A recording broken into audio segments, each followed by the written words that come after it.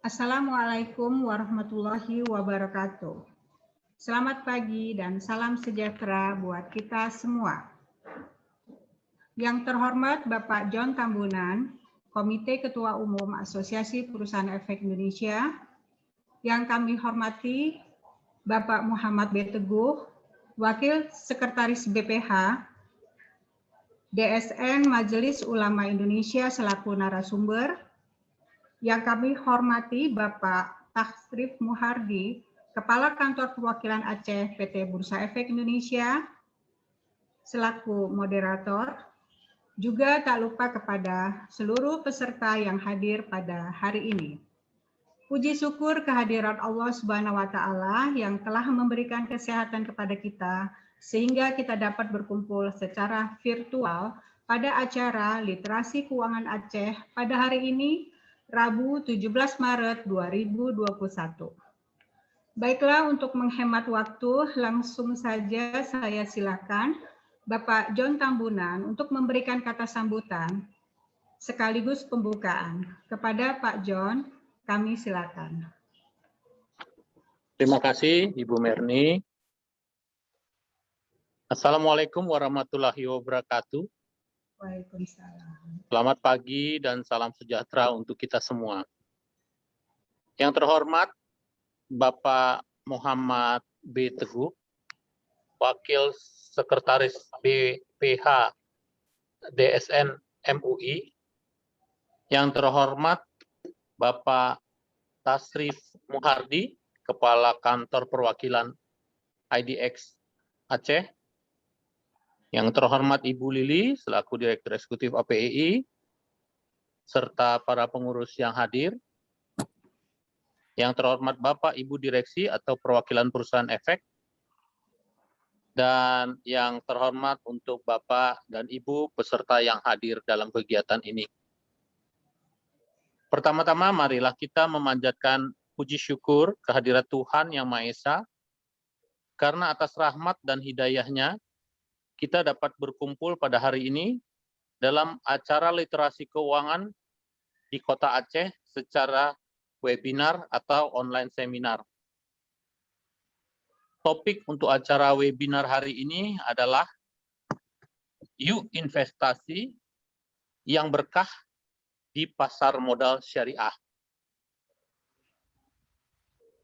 Asosiasi Perusahaan Efek adalah suatu perkumpulan dari perusahaan efek yang beranggotakan perusahaan efek yang melakukan transaksi efek melalui Bursa Efek Indonesia. Baik itu secara langsung, di mana perusahaan efek menjadi anggota Bursa Efek Indonesia, maupun secara tidak langsung, di mana perusahaan efek adalah non-anggota bursa. Saat ini APEI berkedudukan di Jakarta, tepatnya di Gedung Bursa Efek Indonesia, lantai ground floor. Salah satu tugas APEI adalah menjadi counterpart yang proaktif dan berpengaruh bagi OJK maupun SRO, yaitu Bursa Efek Indonesia, KSEI, KEPE, dan juga memberi manfaat maksimal bagi anggota APEI itu sendiri dan stakeholder APEI serta lingkungan pasar modal. Untuk itulah saat ini APEI dalam rangka membantu anggotanya untuk memenuhi peraturan OJK menyelenggarakan acara webinar hari ini. Sebagaimana kita tahu bersama bahwa pandemi COVID masih berlangsung sampai saat ini. Pandemi yang melanda seluruh dunia tanpa terkecuali, di mana menyebabkan terhentinya sendi-sendi perekonomian di dunia dan mengakibatkan manusia di seluruh dunia menghentikan aktivitasnya, menyebabkan permintaan hampir di seluruh dunia dan di seluruh sektor berhenti. Hal ini berdampak pada dunia usaha dan sektor keuangan di dunia maupun di Indonesia secara khususnya. Pertumbuhan ekonomi Indonesia year on year saat ini di kuartal 1 tahun 2021 masih pada posisi negatif yaitu sebesar 2,07%. Walaupun angka ini sebenarnya telah mengalami peningkatan atau perbaikan dari tahun sebelumnya, yaitu kuartal 4 tahun 2020, sebesar negatif 2,9% year on year. Hampir seluruh sektor usaha di Indonesia saat ini mengalami masalah akibat dari turunnya permintaan ini. Hal ini berdampak langsung pada perusahaan-perusahaan dan berakibat terjadinya pemutusan hubungan kerja.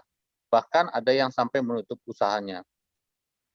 Tidak dapat dihindarkan lagi, yang paling banyak berdampak adalah dari sisi supply yang dimulai dari real sektor, usaha kecil menengah atau small medium enterprise, yang adalah sektor usaha yang paling terdampak. Angka pengangguran pun meningkat tajam. Atas dasar itulah Asosiasi Perusahaan Efek Indonesia bekerja sama dengan OJK, PT Bursa Efek Indonesia, dan 42 anggota Bursa Efek yang mendukung terselenggaranya acara webinar keuangan ini. Kami sangat berharap dengan terlaksananya literasi keuangan ini, para peserta webinar dapat memperoleh manfaat berupa informasi kondisi keuangan terkini dan juga mendapatkan informasi bagaimana cara bijak mengelola keuangan dengan cara berinvestasi yang cerdas, terutama di sektor syariah, dan juga dapat memperoleh kebebasan secara finansial.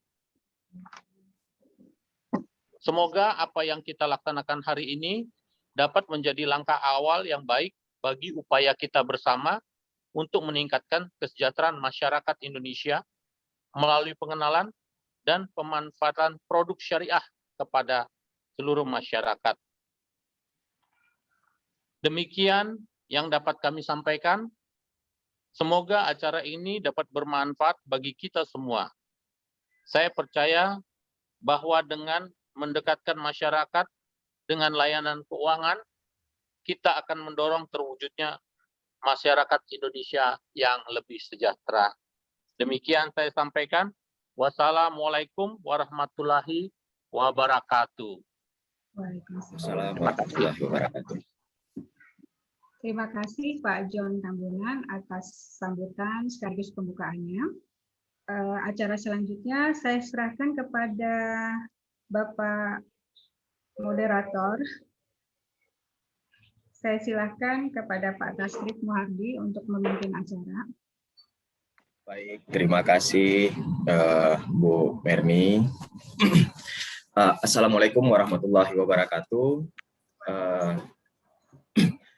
Bapak Ibu sekalian, terima kasih untuk sudah berhadir pada acara pada hari ini, ya, sharing tentang pasar modal syariah yang akan dibawakan oleh Bapak Muhammad B. Teguh dari DSN MUI, ya. Tentunya kegiatan hari ini cukup menarik, ya. Sebelumnya Bapak Ibu sekalian, perkenalkan saya Tasrif Muhardi, Kepala Bursa Efek Indonesia, Kantor Perwakilan Aceh. Hari ini cukup menarik, kita bisa lihat, ya, bisa lihat sekarang juga geliat ekonomi syariah, ya. Bukan hanya di Aceh, bukan hanya tapi juga di Indonesia, bahkan di dunia juga sedang digaung-gaungkan untuk pengembangan ekonomi syariah. Ya, sebelumnya Pak Teguh, selamat datang, ya, di Aceh kali ini walau dengan virtual, Pak, walau dengan virtual, ya. Pak John juga tadi sudah memberikan kata sambutan, ya. Selamat datang juga di Aceh, Pak, walau dengan virtual. Mudah-mudahan next bisa datang secara langsung, ya, Pak, ya.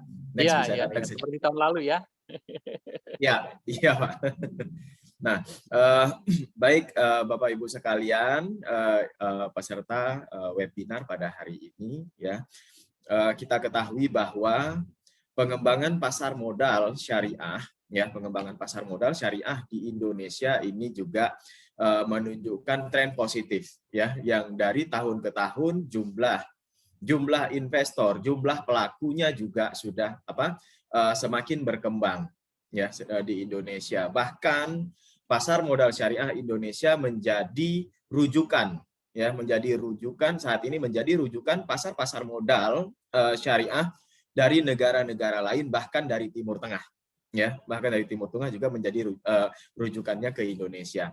Nah, baik Bapak Ibu sekalian, mungkin seperti kita ketahui bersama, saat ini di Aceh juga ya mulai per 2 Januari tahun 2022 mulai menerapkan kanun atau perda ya, perda keuangan syariah. Perda keuangan syariah, di mana lembaga keuangan yang beroperasional di Aceh wajib menggunakan sistem syariah.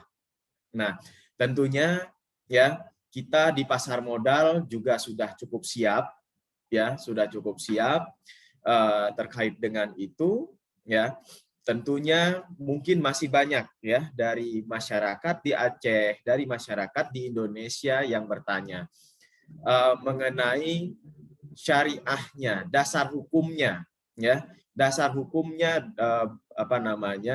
transaksi di pasar modal ya. Untuk transaksi saham mungkin cukup clear juga ya.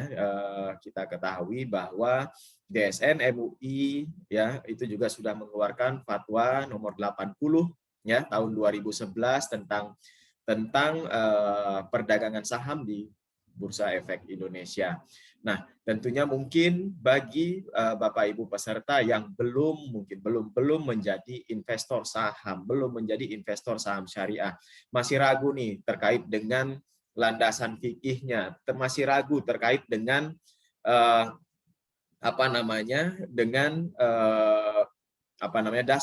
dasar hukum syariahnya seperti apa.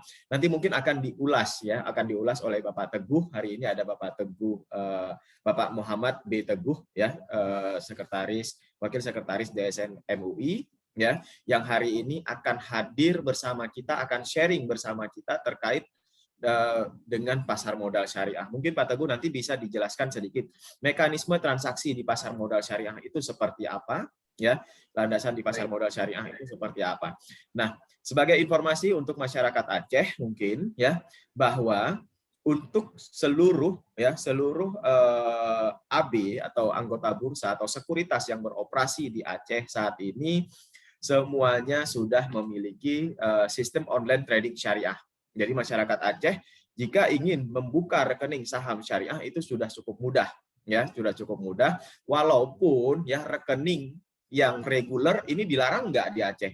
Nggak dilarang ya, karena kenapa? Dasarnya transaksi saham itu jual beli dan sebenarnya yang reguler juga sudah sesuai syariah gitu ya sebenarnya. Cuma rekening SOTS yang syariah lebih menguatkan lagi kesyariahannya. Mungkin untuk mempersingkat waktu, Pak Teguh, kami persilahkan waktunya. Mudah-mudahan peserta pada hari ini bisa mencerahkan dan tidak ada keraguan lagi terkait dengan kesyariahan transaksi di pasar modal. Waktu dan tempat kami persilahkan, Pak Teguh. Baik, terima kasih Pak Tasrif ya. Innal hamdalillah nahmaduhu wa nasta'inuhu wa nastaghfiruh wa na'udzu billahi min shururi anfusina wa min sayyiati a'malina may yahdihillahu fala mudilla lahu wa may yudlil falan tajida lahu waliyyan mursyida. Asyhadu an la ilaha illallah wahdahu la syarika lahu wa asyhadu anna Muhammadan abduhu wa rasuluhu la nabiyya ba'da amma ba'd. Bapak Ibu sekalian, saya sebelumnya minta konfirmasi dulu Pak Tasrif, apakah suara saya terdengar dengan jelas? Terdengar jelas banget, Pak. Baik, terima kasih Pak Tasrif ya. Ibu Bapak sekalian, alhamdulillah pada pagi hari ini kita bisa silaturahim meskipun hanya melalui teknologi ya, online. Ya. Tapi semoga tidak mengurangi silaturahim kita pada pagi hingga siang hari nanti ya.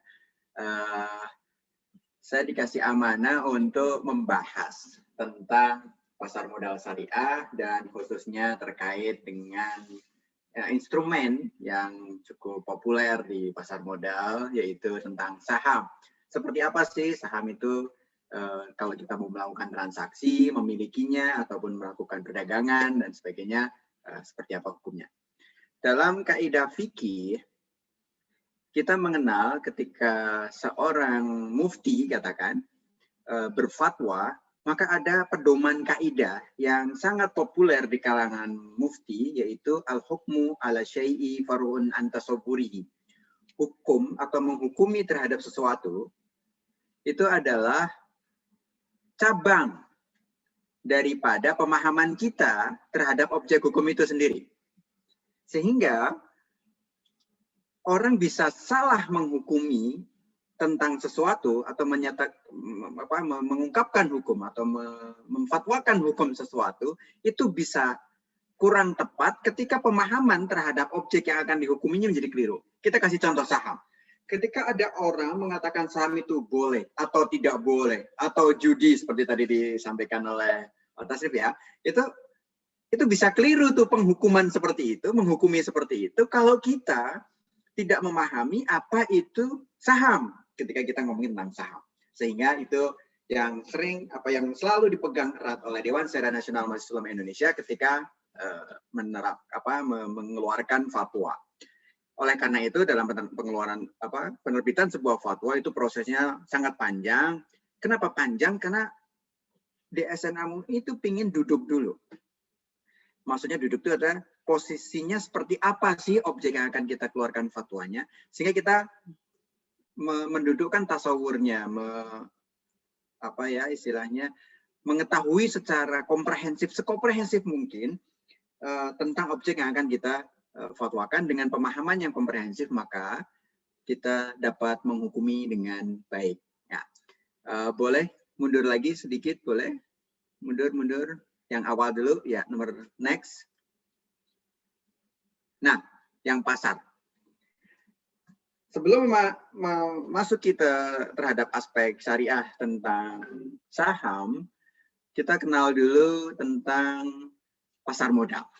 Apa sih dimaksud dengan pasar modal? Nah, pasar, Pak, Ibu sekalian. Yang namanya pasar ya pasar, gitu kan. Tempat ataupun mekanisme kalau sekarang ya, kalau dulu tempat, kalau sekarang mekanisme ataupun kegiatan transaksi jual dan beli suatu barang atau jasa antara penjual dengan pembeli, itu pasar atau market, gitu ya. Sehingga sekarang dikenal adanya marketplace, selain ada pasar pagi, pasar ikan, dan sebagainya. Nah, ketika barang yang dijual adalah ikan, maka namanya pasar ikan. Ketika yang dijual adalah misalkan kain, namanya pasar Tanah Abang. Ya, gitu kira-kira. Ketika yang dijual adalah modal, dalam hal ini ekuitas dan produk-produk lainnya, itu maka disebut dengan pasar modal. Ada juga pasar yang namanya merujuk kepada mekanisme transaksi di online, misalkan namanya marketplace. Jadi ada tempat, place secara online, secara digital. Nah, maka itu adalah pasar yang mempertemukan atau yang menyatukan suatu kegiatan transaksi beli dan jual suatu barang atau suatu jasa antara pembeli dengan penjual. Sesimpel itu ngomongin tentang pasar. Nah, ada pasar keuangan, ada pasar modal. Pasar modal adalah mekanisme transaksi jual beli efek, ya, antara penjual dengan pembeli, baik itu individu, korporasi, bahkan pemerintah. Ya. Maka di dalam pasar modal ada yang dikenal dengan pasar perdana. Apa itu pasar perdana? Yaitu transaksi jual beli efek antara penerbit efek, jadi langsung dari penerbit efeknya. Ini pasar barang-barang baru, kira-kira gitulah, supaya mudah dipahaminya. Barang-barang baru dijual oleh pemilik barang awal, artinya dalam hal ini adalah produsennya. Ketika kita membeli laptop misalkan gitu, ketika kita membeli laptop, maka kita membeli laptop baru itu ya dari dari pabriknya atau dari distributornya, dan dengan kemudian dibeli oleh pembeli. Dalam hal ini adalah kalau di efek ada emiten dan ada investor. Lalu di pasar modal juga dikenal dengan pasar sekunder atau pasar barang-barang sekunder, itu barang-barang second lah, katakan kalau mudahnya begitu, di mana adalah transaksi jual beli efek antara investor satu dengan investor yang lain, di mana ada investor yang beli dan ada investor yang jual. Ya, next lagi. Dengan pemahaman seperti ini, maka kita bisa memahami bahwa di pasar itu barangnya bisa banyak banget. Gitu ya. Di pasar pagi misalkan, atau di pasar modern misalkan, atau di pasar ikan, atau di pasar basah misalkan gitu, itu ada barang-barang yang halal atau mungkin sebagian besar barang yang halal, dan mungkin di sana juga ada barang-barang yang haram. Misalkan di warung di sebuah pasar itu ada yang jual minuman keras misalkan begitu ya.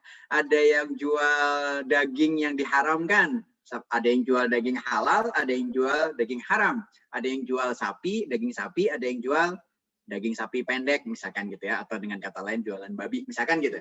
Nah, ini ada di pasar. Demikian pula di pasar modal.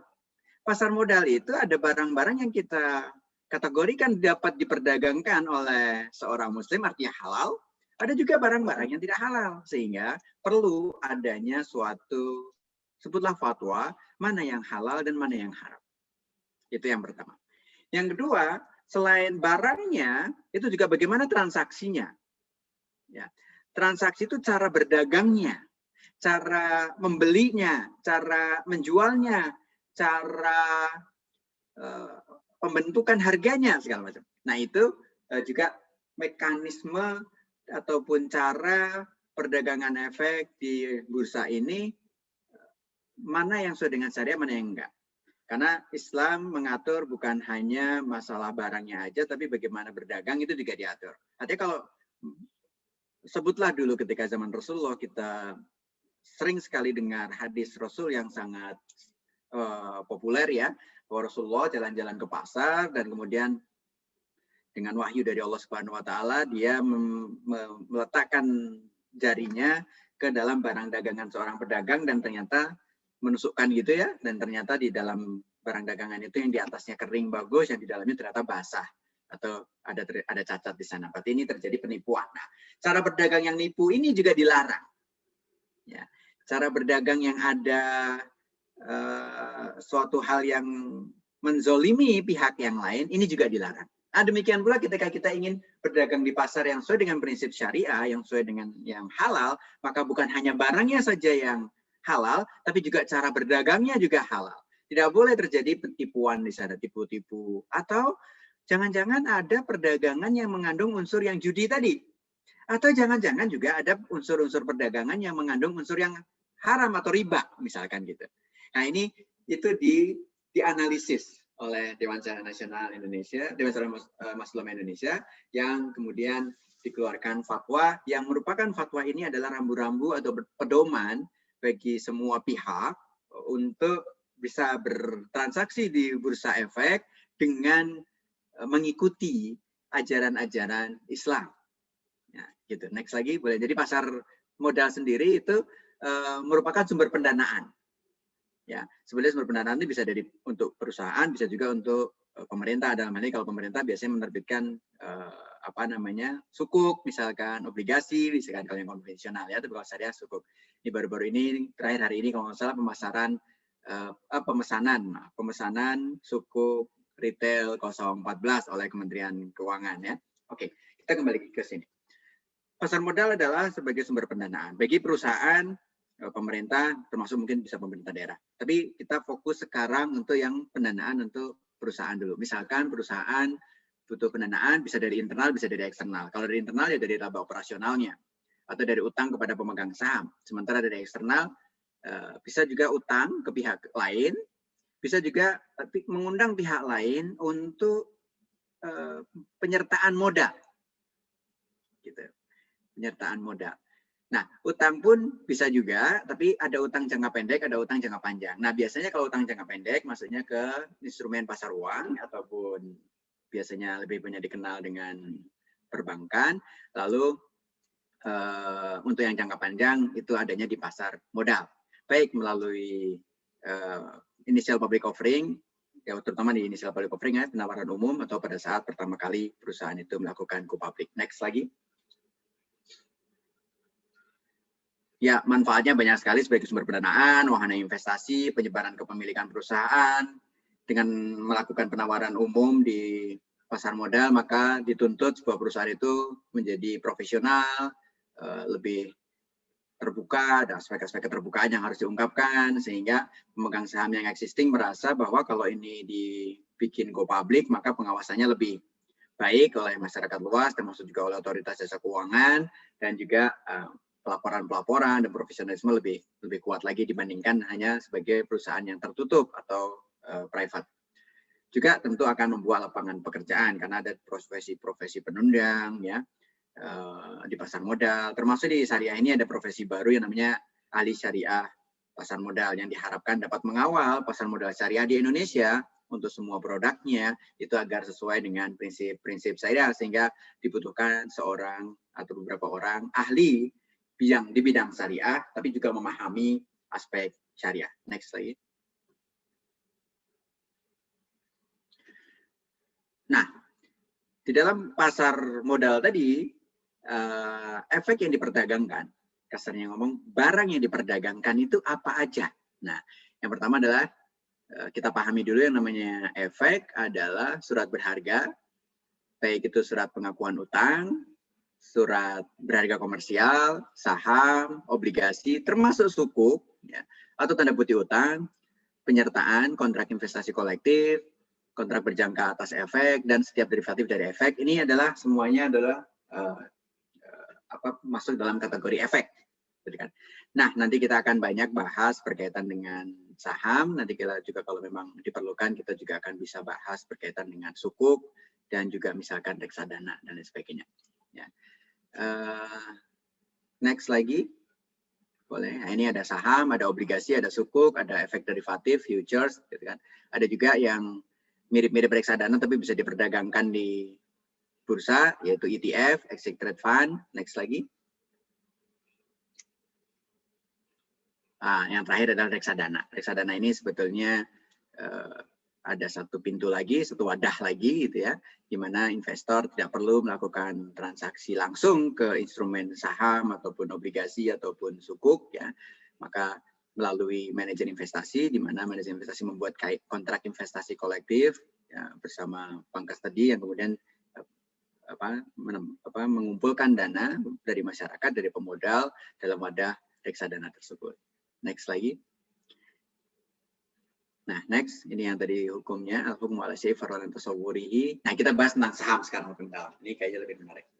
Banyak sekali pertanyaan berkaitan dengan saham itu boleh nggak sih?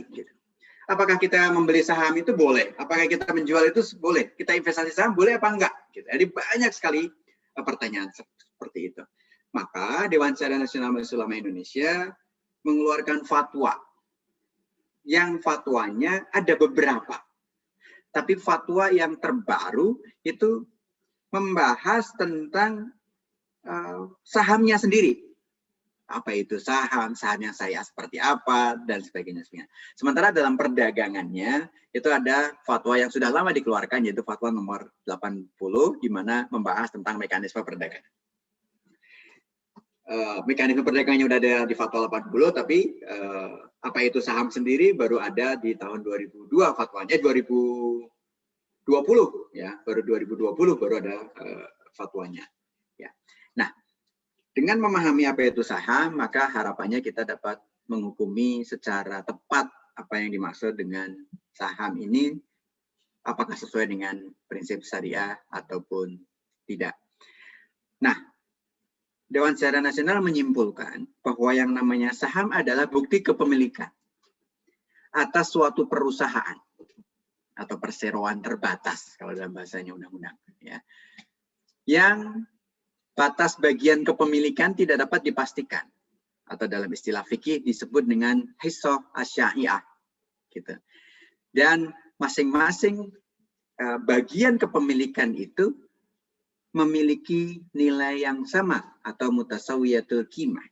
Jadi ibu bapak sekalian, ketika saya misalkan memiliki perusahaan, artinya perusahaan ini milik saya, maka saya memiliki perusahaan ini. Katakan saya memiliki perusahaan ini berdua sama partner saya, di mana saya memiliki 90% saham di perusahaan ini, atau saya memiliki perusahaan ini 90%, partner saya, mitra saya memiliki 10%. Gitu. Nah, kepemilikan atas perusahaan ini itu 90% punya saya, 10% punya teman saya. Kepemilikan secara bersama ini dikenal oleh fikih dengan kepemilikan secara suyu atau secara musya. Awalnya kepemilikan secara suyu atau secara musya ini atau secara bersama-sama ini itu dikenal awalnya di fikih itu dikenal di ilmu faraid, ilmu waris. Ya. Ketika seseorang meninggal, misalkan memiliki 2 anak laki-laki dan dia memiliki rumah, si pewaris ini memiliki rumah, maka rumah ini akan menjadi miliknya para ahli waris. Misalkan anaknya 2 laki-laki semua, gitu kan, katakan nggak ada istri, nggak ada keluarga yang lain, misalkan memiliki anak 2, maka kepemilikan rumah tersebut menjadi milik bersama antara anak pertama dan anak kedua. Berapa kepemilikan anak pertama dan berapa kepemilikan anak kedua? 50% kepemilikan anak pertama, 50% kepemilikan anak kedua.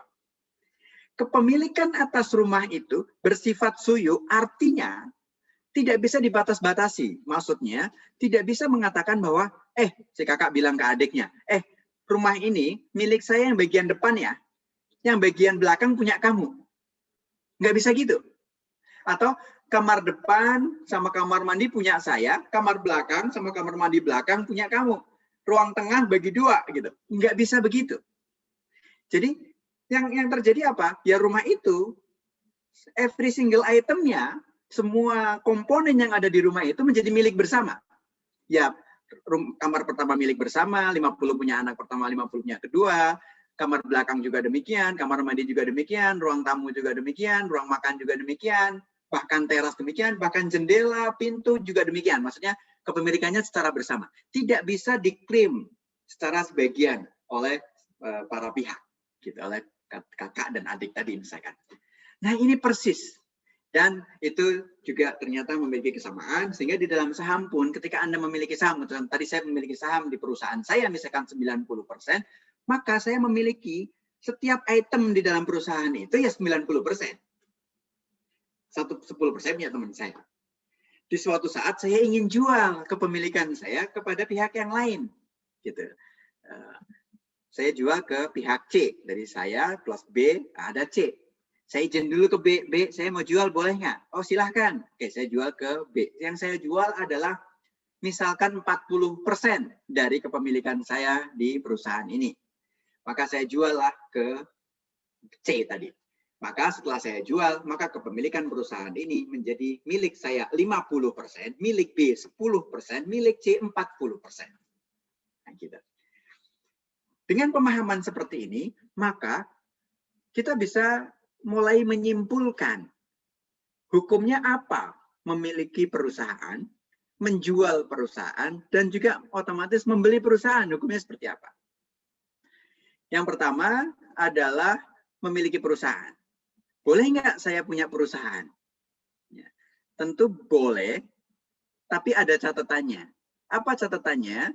Catatannya adalah perusahaannya di bidang apa dulu nih? Ya, apakah perusahaannya bergerak di bidang yang halal atau perusahaannya bergerak di bidang yang haram?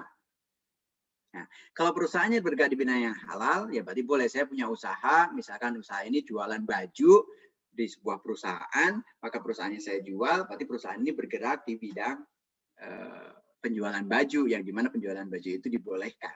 Nah ini berarti menjual suatu barang yang dibolehkan. Lalu menjadi boleh atau nggak boleh, maka diistilahkan di dalam fatwa itu ada saham syariah. Apa itu saham syariah? Saham yang memenuhi kriteria dan ketentuan berdasarkan prinsip syariah. Jadi ada term and condition. Term and condition bagaimana yang ada di dalam fatwa tersebut. Next lagi.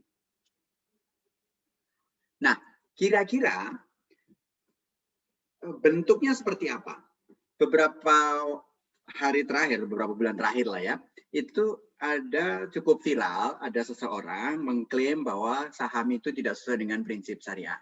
Dan dengan alasan bahwa itu tidak sesuai dengan prinsip musyarakah. Mari kita lihat bagaimana proses terbentuknya sebuah perusahaan, yang otomatis itu berarti terbentuknya sebuah saham atau suatu saham. Ya. perusahaan itu didirikan oleh para pendiri. Sebutlah para pendiri ini terdiri dari 3 pihak. 3 pihak inilah melakukan syirkah atau persekutuan modal, nyampur modalnya. Ketika sudah terbentuk syirkah, maka pada saat itu para pendiri ini membentuk yang namanya perusahaan. Yang perusahaannya masih tertutup, artinya dimiliki oleh pihak-pihak yang terbatas doang. Dalam hal ini dimiliki oleh 3 orang ini, para pendirinya. Gitu. Lalu para pendiri setelah berjalan, misalkan biasanya dia memikirkan, oleh kayak gitu kita perlu menambah modal misalkan. Atau kita perlu membuat perusahaan ini menjadi perusahaan terbuka yang kepemilikan sahamnya dimiliki oleh masyarakat luas. Gitu.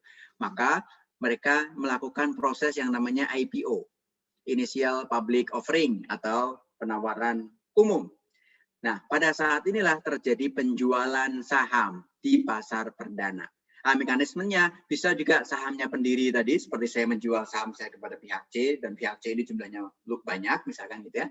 Bisa juga menerbitkan saham baru, sehingga kepemilikan para pendiri itu menjadi, atau para pemegang saham sebelumnya, misalkan, itu menjadi berkurang dan adanya penambahan modal dari masyarakat luas ini.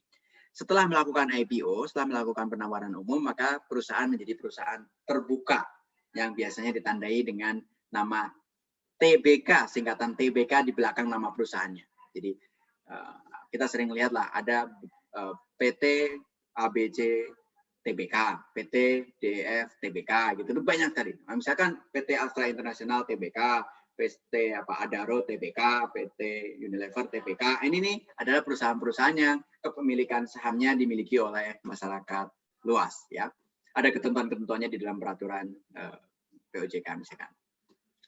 Lalu setelah perusahaan ini menjadi terbuka, ingin difasilitasi bahwa perusahaan pemegang saham yang banyak ini, pemegang saham masyarakat luas ini, supaya bisa menjual sahamnya kepada pihak lain atau kepada investor lain. Maka perusahaan terbuka ini mencatatkan di Bursa Efek Indonesia. Pencatatan pertama kali itulah disebut dengan pencatatan perdana atau initial listing atau listing lah ya, listing di Bursa Efek Indonesia. Pada saat setelah listing itulah bisa dimungkinkan terjadinya penjualan saham di pasar sekunder. Kalau pertama tadi investor yang membeli saham di pasar perdana itu membeli langsung dari perusahaannya atau dari issuernya, ketika di pasar sekunder maka pemegang saham atau investor itu membeli sahamnya dari pemegang saham yang lama atau pemegang saham yang sebelumnya. Nah, itu antar pemegang saham melakukan transaksi beli dan jual. Gitu, jual beli gitu. Itulah tujuannya. Dengan demikian maka kita tahu ada proses perdagangan di sana. Nah, ini hukumnya seperti apa? Itu juga ada di dalam fatwa, baik fatwa yang tentang saham maupun fatwa yang tentang perdagangan saham yang nomor 80. Next lagi boleh? Ya, ini tadi udah. Next lagi ada penawaran umum, ada perseroan terbatas. Nah, dalam saham itu ternyata dikenal ada saham biasa dan ada saham preferred. Nah, tadi syarat saham yang sesuai dengan prinsip syariat adalah memiliki nilai yang sama. Maka dalam fatwa disebutkan bahwa saham yang memiliki hak istimewa, ya, membeli saham biasa dalam hal mendapatkan, saham yang mempunyai hak istimewa melebihi saham biasa dalam hal mendapatkan hak, misalkan menerima dividen lebih dahulu, atau dividen secara tetap, dan atau hak atas klaim pembagian sisa aset perusahaan lebih dahulu pada saat perusahaan ini dilikuidasi, maka saham yang kategori ini masuk dalam kategori yang tidak diperbolehkan secara prinsip syariah. Adapun saham biasa atau al-asum al-adiyah atau common share itu adalah saham-saham yang biasa yang memiliki kesetaraan dalam suara, memiliki kesetaraan dalam hak dan sebagainya, maka ini termasuk dalam kategori saham yang dibolehkan atau yang sesuai dengan prinsip syariah. Next lagi. Nah, penerbitan, pengalihan, dan pengalihan saham yang sesuai dengan prinsip syariah itu diatur. Tadi saya sampaikan bahwa fatwa tentang saham itu nomor 135 di tahun 2020 diterbitkan fatwa tersebut, dan adapun mekanisme perdagangan saham di Bursa Efek atau di pasar reguler Bursa Efek itu diatur di fatwa nomor 80 di tahun 2011. Saham yang sesuai dengan prinsip syariah adalah saham yang memenuhi kriteria sebagai syirkah musahamah. Nah, ini istilah yang di dalam fikih dikenal dengan syirkah, di mana ada kepemilikan hissah dari para pihaknya yang secara proporsional. Gitu. Nah, next. Nah, kesimpulannya adalah memang ada saham-saham yang haram, tapi ada juga saham-saham yang halal. Nah, yang halal harus memenuhi 2 kriteria, yaitu kriteria yang pertama, saham dari perusahaan yang memiliki kegiatan usaha, ya, yang kegiatan usaha itu halal, gitu. Seperti usaha pertanian, produsen kebutuhan-kebutuhan pokok, peternakan, otomotif, telekomunikasi, misalkan di bidang mining, construction, segala macam itu termasuk kegiatan-kegiatan usaha yang dibolehkan. Tidak cukup di situ, tapi juga harus memenuhi cara transaksinya. Bahkan perusahaan-perusahaan yang sahamnya diperdagangkan itu ada juga perusahaan-perusahaan yang ternyata kegiatan usaha pokoknya sih halal gitu, tapi ternyata dia memiliki kegiatan lain yang cukup dominan, yang cukup material, yang kegiatan tersebut menjadi tidak halal. Misalkan ada sebuah perusahaan besar gitu kan, yang kegiatan utamanya macam-macam, termasuk di bidang otomotif dan sebagainya. Ternyata dia juga memiliki misalkan anak perusahaan yang pendapatannya cukup signifikan di bidang perbankan konvensional. Nah, ini berarti ada pendapatan. Nah, diukur ini material apa nggak material? Ketika material, maka itu berarti ada kegiatan usaha yang tidak sesuai dengan prinsip syariah dengan jumlah yang dominan atau yang material tadi ya. Sehingga ketika saham lulus dalam 2 kriteria itu, yaitu sahamnya bergerak di kegiatan usaha yang halal dan kemudian juga transaksi di perusahaan tersebut transaksi yang halal dan juga investor melakukan perdagangannya juga cara-cara perdagangan yang halal, maka itu masuk dalam kategori saham yang halal dan dapat diperdagangkan secara prinsip syariah. Tapi ada juga saham-saham yang memang kegiatan utamanya nggak halal, seperti pabrik minuman keras, ya, misalkan perusahaan yang bergerak di bidang kasino, judi, ya, atau pabrik rokok juga termasuk dalam dikategorikan yang tidak sesuai dengan prinsip syariah, perdagangan barang-barang atau daging yang diharamkan, atau barangnya halal tapi cara transaksinya mengandung unsur-unsur yang diharamkan, misalkan short selling kah, margin trading kah, di sana ada tipu-tipu, insider trading dan sebagainya. Itu juga mekanisme cara transaksi yang diharamkan. Next lagi. Nah, ternyata Fatwa Dewan Syariah Nasional Majelis Ulama Indonesia ini juga sesuai dengan standar internasional, yaitu syariah standarnya AOIF, Continuing Auditing Organization for Islamic Financial Institution, di dalam standar nomor 21. Standar AOIF itu ada 2 bahasa Inggris sama bahasa Arab. Tapi apabila terjadi perbedaan pemahaman dari dua redaksi itu, maka yang dijadikan sandaran utama adalah yang berbahasa Arab. Nah, maka kadang kita juga menemukan istilah-istilah yang kurang tepat diterjemahkan dalam bahasa Inggris, gitu kan. Nah, pas kita baca lagi dalam bahasa Arabnya, oh ternyata ini maksudnya lebih bisa dipahami sehingga atau bahkan lebih menggambarkan hukum yang sebenarnya. Ya, jadi seperti dibolehkannya perdagangan saham di mana perusahaan tersebut diniatkan untuk suatu kegiatan yang secara syariah dibolehkan, ya, bukan atas kegiatan yang diharamkan dan seterusnya ya. Ya, next lagi boleh. Termasuk juga itu tadi ya. Bagaimana kalau saham itu kan ketika kita beli settlementnya baru T+2 gitu kan. Nah itu ternyata di standar OIV juga dibolehkan sebelum settlement.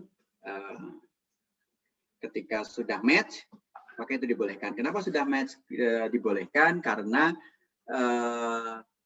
kepemilikan barang itu sudah berpindah pada saat akad itu terjadi. Akad itu terjadi pada saat match, gitu ya. Pada saat terjadi jual beli itu match itu sudah terjadi akad.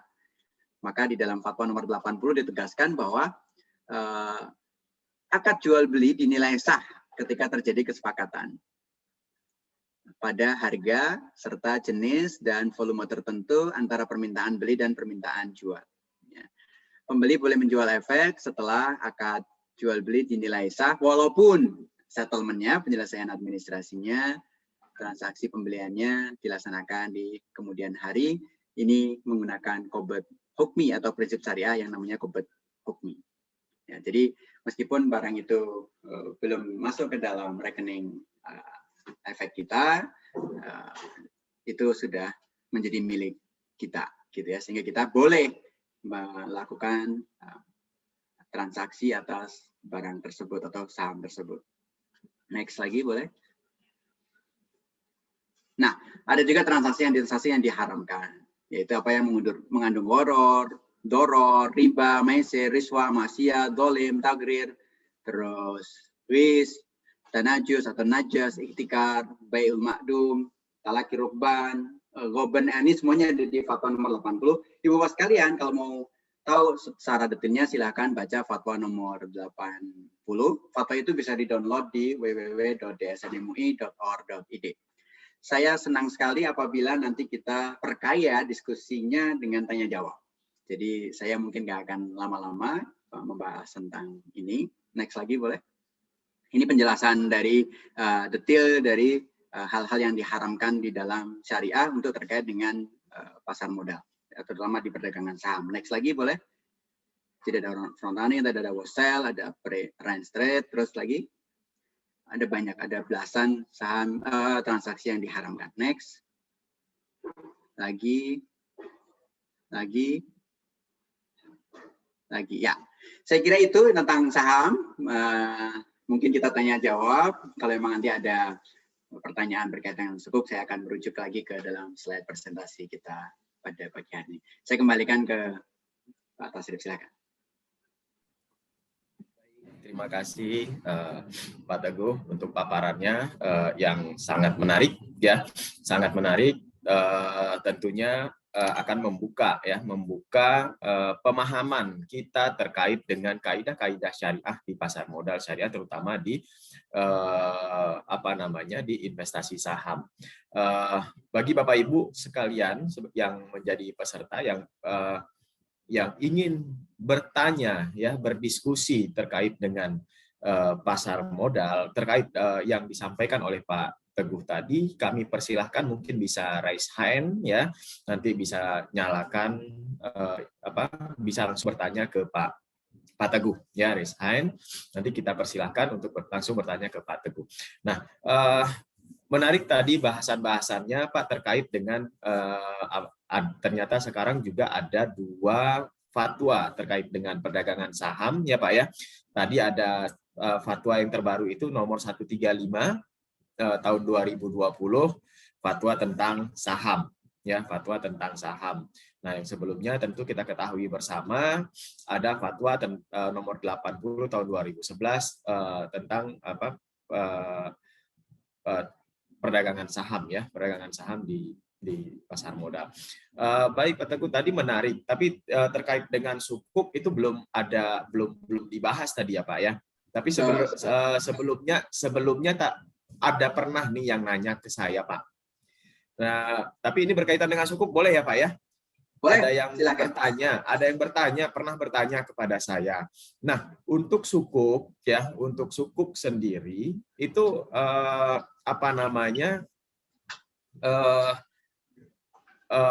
akad-akadnya yang digunakan apa saja? Yang digunakan apa saja? Ini tentunya yang sukuk yang diterbitkan. Ini pernah ditanyakan oleh salah satu audiens, ya, akad-akad yang digunakan dalam sukuk itu apa saja, ya, dan seperti apa mekanismenya, Pak? Mungkin seperti itu, Pak. Jadi ini sebagai pembuka dulu, Pak, sambil kita nunggu peserta yang lainnya yang bertanya. Baik, terima kasih. Sukuk itu sebetulnya bisa menggunakan banyak akad. Ya, hanya di Indonesia saat ini baru populer menggunakan 3 akad.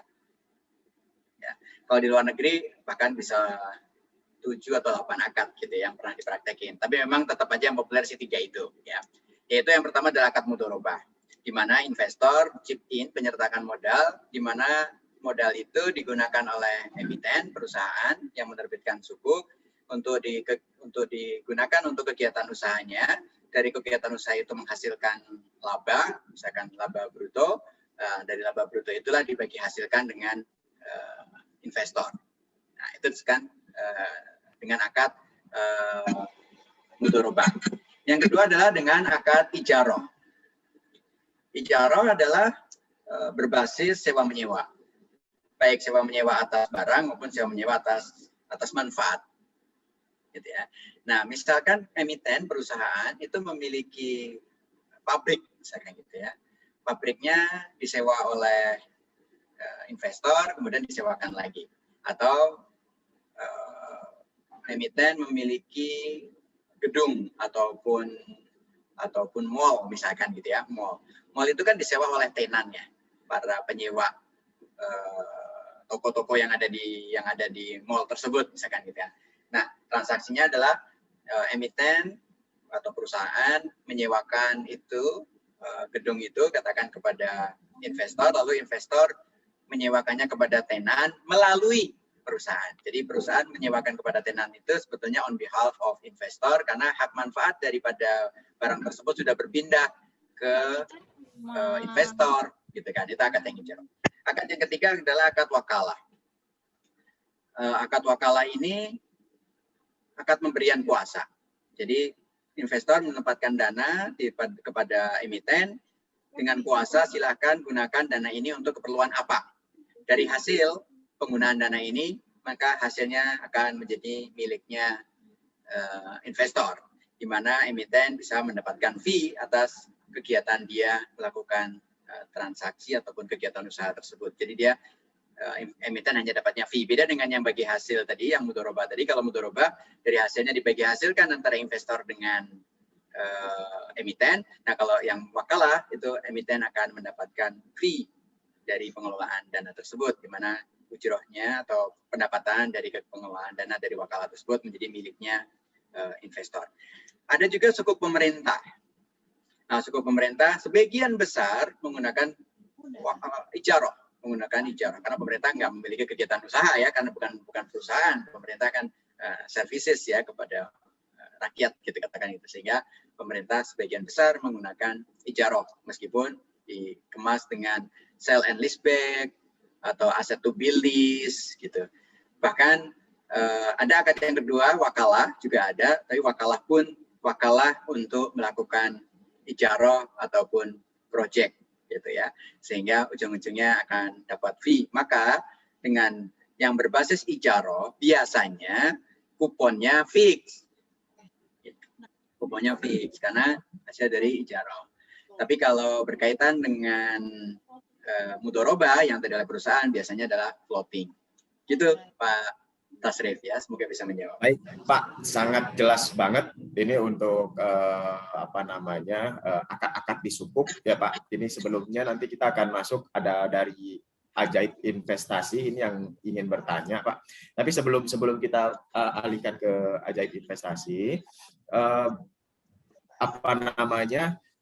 berarti yang wakalah tadi sama seperti yang kalau produk dire gitu Pak, itu kan sewa menyewa juga kan Pak? Kalau sewa menyewa yang ijarah ya, ijarah. Betul. Kalau yang wakalah berarti si emiten keuntungannya itu milik si yang punya dana, emitennya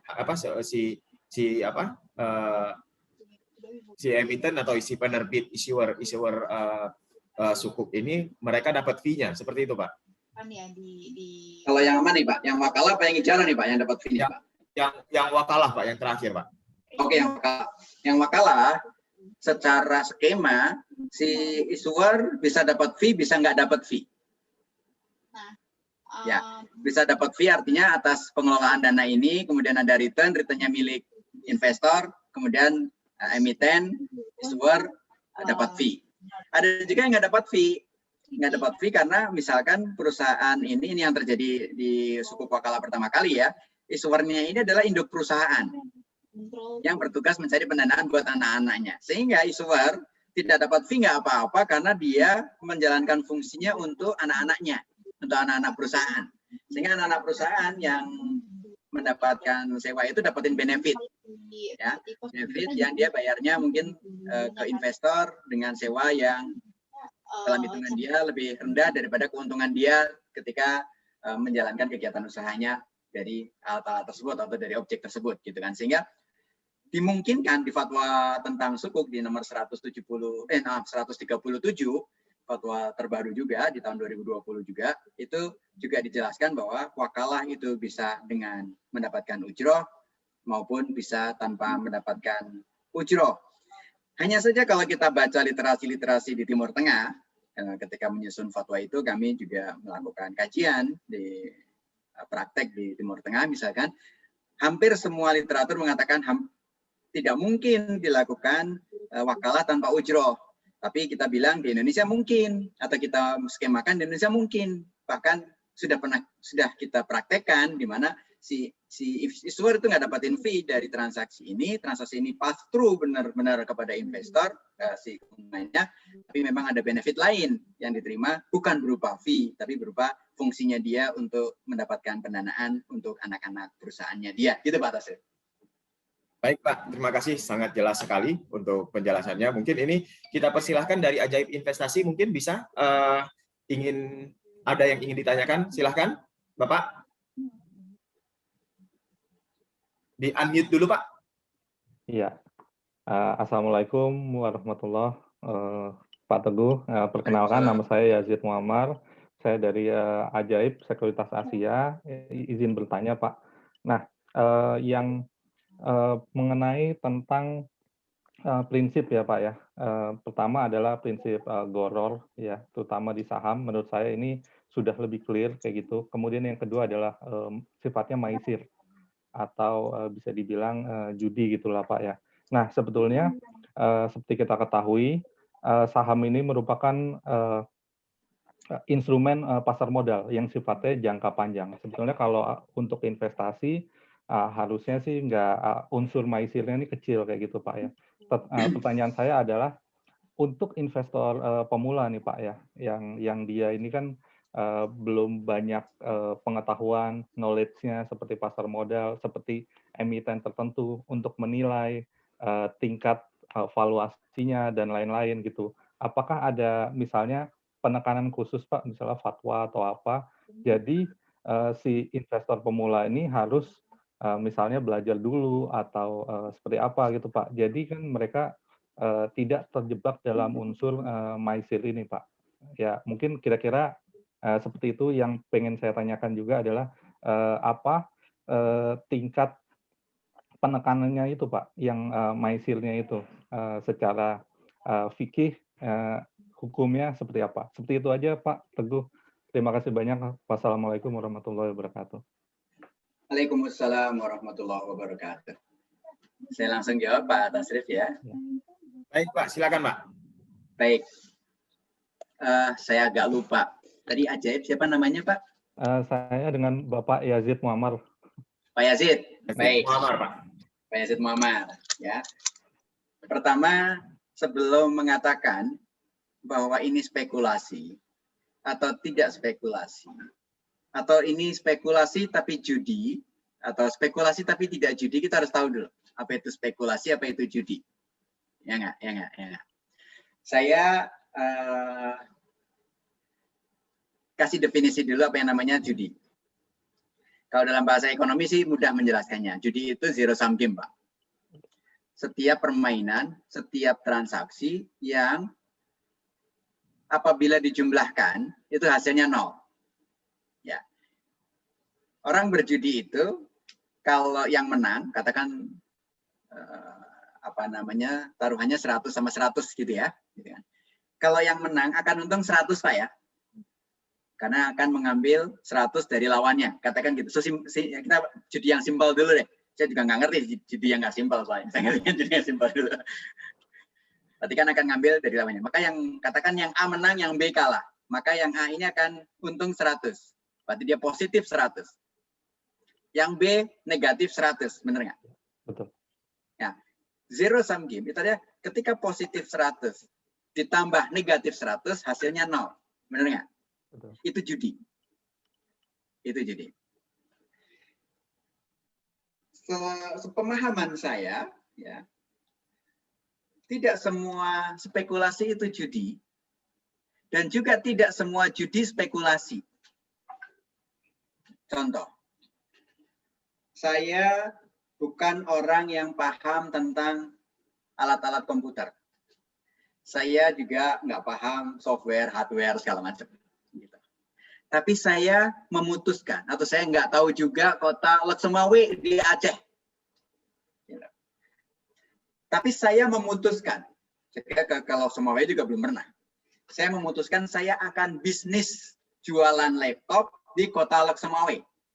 Menurut Bapak, saya spekulasi nggak? Spekulasi. Apakah jualan laptop di Loksemawe itu haram buat saya? Tidak, benar nggak? Jadi tidak semua spekulasi itu judi, karena saya tidak merugikan orang lain dan orang lain juga nggak merugikan saya ketika saya buka laptop di sana kan gitu. Hanya memang saya nggak memiliki analisa yang memadai segala macam. Ada juga orang yang jago banget matematika dan jago banget judi. Sehingga dia bisa ngitung probability dalam perjudian. Lalu dia datang ke kasino main judi dengan hitung-hitungan matematik gitu kan. Statistik yang sedemikian jelimet sehingga 99% dia akan menang. Itu judi nggak? Tetap judi. Benar nggak? Meskipun dengan perhitungan yang sangat detail. Benar nggak? Ini saya juga ingin mengatakan bahwa ketika ditransaksi di saham, dengan analisa yang sedemikian detail, baik analisa fundamental maupun analisa teknikal, gitu kan, tapi dilakukan dengan short selling, nah, tetap nggak boleh, benar nggak? Karena mengandung unsur gharar di sana. Tuh dia jago banget loh, analisisnya udah hampir 99% ketika beli sekarang dan kemudian nanti ketika jual sekarang nanti sore baru beli, itu harga sekarang itu lebih tinggi daripada harga nanti sore karena hari ini lagi trennya turun gitu, benar nggak? Ya, betul. Yang kayak gini judi nggak? Yang kayak gini short selling nggak? Dalam bahasa fikih ini bai'ul ma'dum, tetap aja haram. Meskipun pisau analisanya sangat tajam dan mungkin tidak spekulasi, paham saya? Orang ini nggak sedang berspekulasi tapi sedang menjalankan transaksi yang haram. Nah, gitu. Demikian pula seseorang yang masih newbie, yang masih pemula, beli saham. Beli sahamnya saham yang masuk dalam kategori syariah. Misalkan apa ya, Adaro, Unilever, terus apa lagi, macam-macam lah. Bank BRIS misalkan gitu ya, sekarang jadi BSI, tapi kodenya kan masih BRIS ya. Dan sebagainya, itu kan melakukan transaksi dengan benar. Tanpa memiliki kemampuan analisa yang memadai, apakah dia haram beli Bank Syariah Indonesia saham? Enggak dong. Apakah dia haram beli sahamnya LSIP, apa itu London Sumatera Plantation misalkan? Ya enggak dong. Tapi memang untuk toyibnya, ini ada halal, ada toyib ini. Ada toyibnya, dia harus pelajari analisa fundamentalnya, analisa teknikalnya, atau apa yang sesuai dengan karakter dia dalam berinvestasi. Sehingga kita perlu define dulu nih, ini haram apa enggak nih transaksinya? Ya, bukan main klaim. Maka di awal tadi saya mengatakan al-hukmu ala syai'i far'un an tasawwuri. Menghukumi sesuatu itu kita harus pahami dulu apa yang kita hukumin. Karena kalau kita pakai asumsi, ya, asumsinya bahwa spekulasi itu selalu judi. Ini jadi asumsi nih. Ternyata ada contoh-contoh yang melakukan spekulasi tapi tidak haram, seperti jualan laptop di kota Loksemawe, meskipun saya nggak ngerti dunia laptop, nggak ngerti kota Loksemawe misalkan gitu. Itu Pak, yang mungkin semoga bisa menjawab dari pertanyaan Bapak tadi. Terima kasih Pak, cukup jelas. Ya. Baik, terima kasih Pak Teguh sudah menjawab dengan gamblang ya. Ini ada pertanyaan selanjutnya, Pak Teguh, itu dari Bu Merni ya, yang menanyakan terkait dengan transaksi saham yang dibeli ya kemudian dijual kembali pada hari yang sama. Apakah secara syariah hal tersebut diperbolehkan, tidak menunggu T+2? Ini pertanyaan dari Bu Merni. Mungkin bisa dijawab Pak, silakan.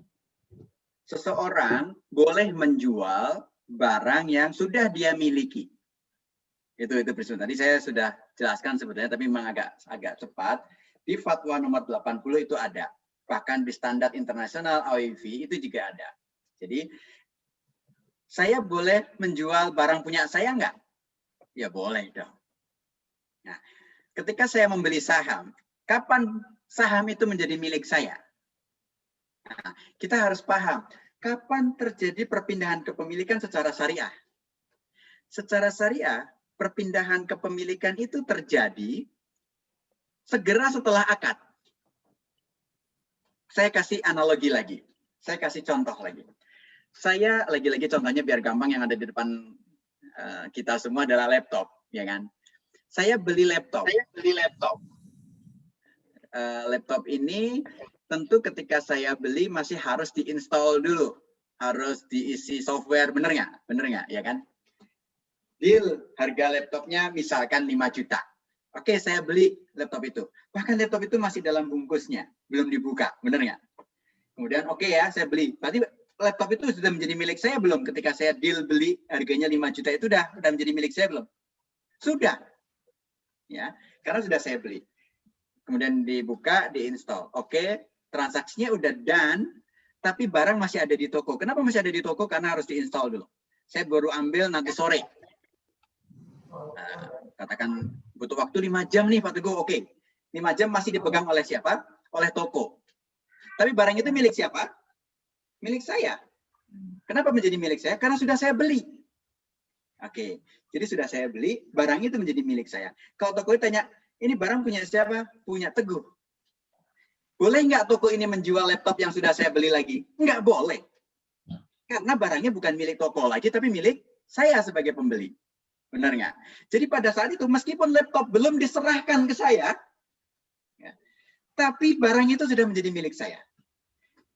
Belum 5 jam, ternyata saya ketemu teman saya, ngapain Teguh kamu di sini? Oh, saya baru beli laptopnya ada ini. Saya juga lagi butuh laptop itu tuh. Saya beli deh laptop kamu. Karena teman, ya udah deh, kamu beli aja deh laptop saya. Saya belinya harganya 5 juta, tapi saya mau jual kamu 5 juta 100 ya, boleh nggak? Oke, deal mau 100. Oke. Berarti saya boleh jual kan? Karena laptop ini sudah menjadi milik saya. Gitu. Meskipun belum saya terima, tapi sudah menjadi milik saya sudah. Karena sudah saya beli. Maka dalam syariat dikenal asbabul milki ya, sebab-sebab kepemilikan itu adalah salah satunya jual beli. Sehingga ketika jual beli itu udah done, maka barang sudah berpindah kepemilikan dan saya memiliki kewajiban untuk membayar. Termasuk ketika pembelian itu dibayar dengan tidak tunai. Saya beli sepeda.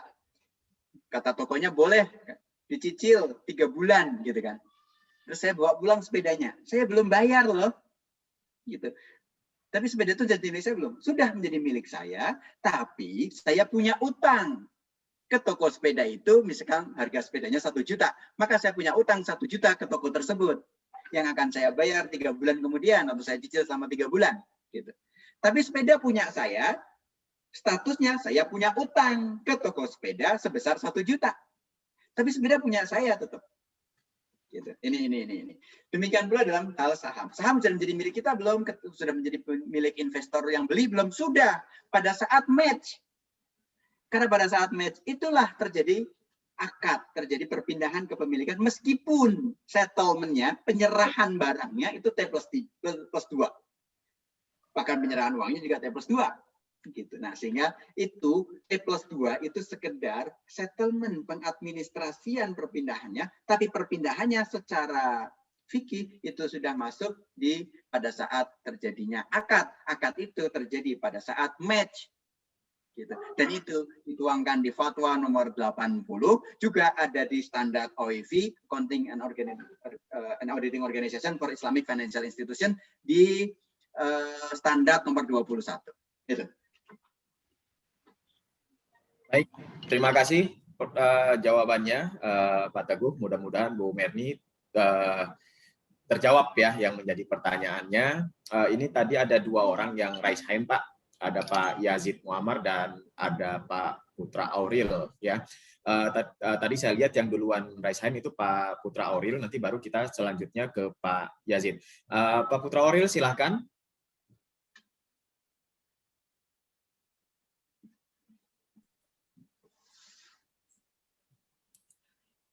Ya, Pak. Putra Auril. Assalamualaikum, Pak. Waalaikumsalam warahmatullahi wabarakatuh. Suaranya kecil Assalamualaikum ya. warahmatullahi wabarakatuh. Suaranya agak kecil ini, dan tolong bisa dinyalain ininya Video. namanya videonya.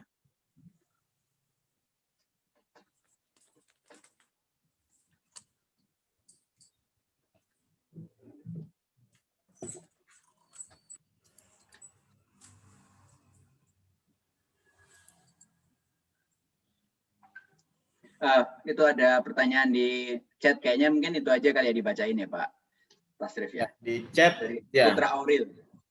Dari Putra Auril ini di chat dia ada nanya, Assalamualaikum Pak Teguh, saya mau tanya, ini ada temannya nih, cerita dari temannya sudah lama terjun ke pasar modal, sehingga dia memutuskan pasar modal ini tidak benar nih. Entah kenapa dia juga Pak Auril nggak tahu. Yang dia bilang hanya setiap perusahaan ini pasti ada pendapatan non halal katanya. Jadi tidak murni saham itu dikatakan syariah. Terus ada pula yang dibilang ya, trading ini bisa jadi jatuh ke spekulasi. Lain lagi pemilik perusahaannya bukan muslim, ya bukan muslim, seperti misalnya dia mencontohkan MNC Group ya. Lalu bagaimana menjelaskan kepada temannya nih untuk terkait dengan hal ini Pak, untuk meyakinkan bahwa ini mekanismenya ini syariah, dan itu saham yang diperdagangkan adalah saham syariah. Mungkin Pak bisa diinikan Pak memberi penjelasan? Ya, pertama bahwa bisa betul bahwa perusahaan dalam arti adalah saham yang perusahaan yang sahamnya listing, maupun perusahaan yang sahamnya tidak diperdagangkan di bursa, itu seringkali atau bahkan hampir semuanya tidak bisa menghindari pendapatan non halal. Nah, contoh, kalau Anda punya perusahaan, lalu pelanggan Anda, supplier Anda, itu terbiasa menggunakan bank konvensional. Sehingga perusahaan ini juga membuka rekening di bank konvensional. Atau bahkan pribadi Anda sendiri, gitu kan. Membuka di rekening di bank konvensional. Ada pendapatan bunga nggak? Pasti ada. Di perusahaan yang publik, perusahaan yang terbuka, yang apalagi listing di bursa, Rp1 pendapatan harus dicatat. Bener nggak? Ya, Pak Tasrif ya. Rp1 pendapatan itu harus dicatat. Termasuk pendapatan bunga dicatat. Sehingga masuk ke dalam pendapatan. Bahwa nanti akan dikeluarkan, di cleansing, itu urusan pemegang saham, kan gitu. Pemegang saham mau mengeluarkan atau enggak, kan gitu. Sehingga perusahaannya sendiri terima enggak pendapatan non halal? Hampir pasti terima. Gitu. Bahkan perusahaan yang enggak usah ada di bursa aja, perusahaan biasa aja, perusahaan kaki lima bahkan, atau bukan kaki lima banget, gitu. Misalkan perusahaan yang melakukan transaksi secara banking, katakan gitu, hampir pasti memiliki rekening di bank konvensional dan pasti ada bunganya karena pasti ada likuiditas di sana, pasti ada dananya di sana. Nah, ini adalah pendapatan non halal. Makanya kita harus analisis apakah pendapatan seperti ini termasuk pendapatan yang tidak bisa dihindari. Dalam bahasa fikih namanya umumul balwa. Suatu hal yang tidak bisa yang akhirnya kena juga kita.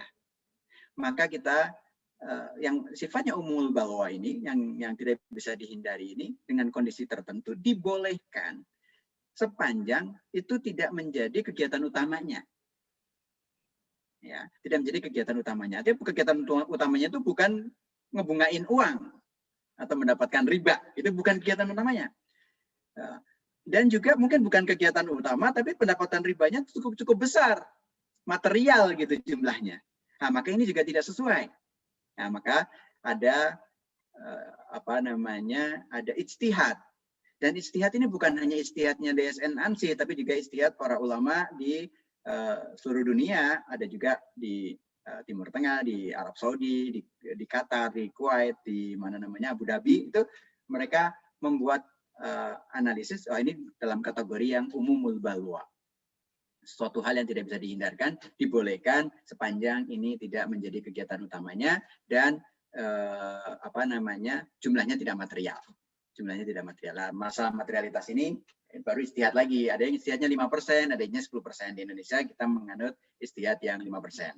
Dulu di negara lain ada yang 15%, gitu, lama-lama diturunin, gitu. Nah, kita masih menganut 10%, yang bisa jadi juga ke depan rasio ini akan diturunkan ketika memang industri perbankan syariah di Indonesia sudah cukup sedemikian mature sehingga penggunanya juga semakin banyak dengan jumlah transaksi yang juga sudah memadai, misalkan gitu. Maka ini bisa jadi rasionya menjadi dikurangi, gitu. Artinya apa? Betul ada di perusahaan itu pendapatan yang non halal, sehingga caranya kalau Anda memiliki saham di perusahaan tersebut, Anda menjadi pemilik dari usaha tersebut, katakan gitu, nggak usah ngomongin sahamnya dulu nih ya, Anda menjadi pemilik dari usaha tersebut, apa yang Anda lakukan? Kalau ingin pendapatannya murni sesuai dengan yang dihalalkan, maka pendapatan dari non halal ini Anda cleansing, Anda keluarkan, Anda buat bantu bikin jembatan, bikin toilet umum, bikin bangunan sekolah, dan sebagainya, apapun lah. Atau bahkan dikasih kepada yang berhak lainnya, misalkan bencana, dan sebagainya. Itu yang Anda lakukan. Demikian pula ketika Anda memiliki saham, di mana saham tersebut disinyalir ada pendapatan yang non halal, maka setiap dividen yang Anda terima, Anda keluarkan paling nggak 10%, supaya hati-hati. Mungkin rasionya cuma 1%, 2% gitu ya, tapi supaya hati-hati Anda bisa keluarkan dari dividennya. Kan Anda punya laporan dividennya berapa tuh di email Anda kalau Anda punya sistem online tradingnya kan. Nah dari itu Anda keluarkan 10%-nya. Itu udah paling hati-hati. Udah yang hati-hati. Ada dividen yang Anda terima itu sudah merupakan fungsi dari pendapatan perusahaan yang bukan dari bunga, yang bukan dari pendapatan yang non halal, gitu ya. Nah berkaitan dengan tadi trading dan spekulasi, rasanya tadi Pak Putra Auril sudah mendengarkan ya. Jadi kita harus bedakan mana spekulasi dan mana yang maisir. Karena yang diharamkan itu maisir. Ketika dia mengatakan spekulasi itu haram, saya sempat juga penasaran waktu saya belajar dulu ya, waktu saya ngambil strata 2 itu, kenapa haram ya? Karena sebagai seorang pebisnis itu pasti banyak spekulasi-spekulasi yang dilakukan, benar ya? Tapi spekulasi dalam batas yang dia tahu risikonya seperti apa, yang dia ya udah kalau terjadi ya itu sebatas risiko aja, risk manajemen aja gitu kira-kira gitu. Pas saya tanya kepada yang menyampaikan apa dalilnya? Karena dalam syariah itu muamalah itu pada dasarnya boleh kecuali yang diharamkan, benar ya? Nah, disampaikan bahwa dalilnya adalah innamal khamru wal maisir wal ansabu. Pakai dalilnya maisir. Kalau saya bilang menurut saya maisir dengan spekulasi itu bisa sama, bisa beda loh. Artinya bisa spekulasi itu yang maisir, bisa juga maisir itu spekulasi. Ada juga yang maisir tidak spekulasi, spekulasi tidak maisir. Gitu. Maka kita harus lihat. Yang diharamkan itu yang maisir, yang judinya. Sehingga kita harus lihat apakah itu masuk dalam kategori yang diharamkan atau yang tidak diharamkan. Dan kita harus hati-hati ketika mengharamkan sesuatu. Kita juga harus hati-hati ketika menghalalkan sesuatu. Karena ada hadis yang berbunyi, wal muslimun ala syurutin illa syartan harrumal halala wa halal harama. Seorang muslim itu terikat dengan term and condition yang dia buat, kecuali term and condition itu, coba perhatikan hadisnya itu, mengharamkan yang halal ataupun menghalalkan yang haram. Jadi sama aja tuh levelnya, menghalalkan yang haram dengan mengharamkan yang halal itu levelnya sama, sama-sama tidak boleh. Gitu. Bahkan mengharamkan yang halal, jadi ini barang halal Anda bilang haram, itu disebut duluan. Ya, bukan menyebut duluan dalam hadis itu halal suatu haram yang kamu halalkan, bukan. Yang disebut duluan itu mengharamkan apa yang halal. Jadi harus hati-hati juga ketika kita mengharamkan sesuatu yang mungkin bisa jadi halal, sehingga jangan mudah sedikit-sedikit mengharamkan. Lalu pertanyaan berkaitan dengan pemiliknya muslim ataupun non muslim, ibu bapak sekalian, yang harus kita pahami dalam muamalah itu berbeda dengan yang dalam hal ibadah. Dalam hal ibadah, seseorang yang melakukan sholat tapi dia bukan muslim, udah jelas nggak diterima sholatnya. Karena syarat wajibnya sholat itu ya harus muslim, gitu kan.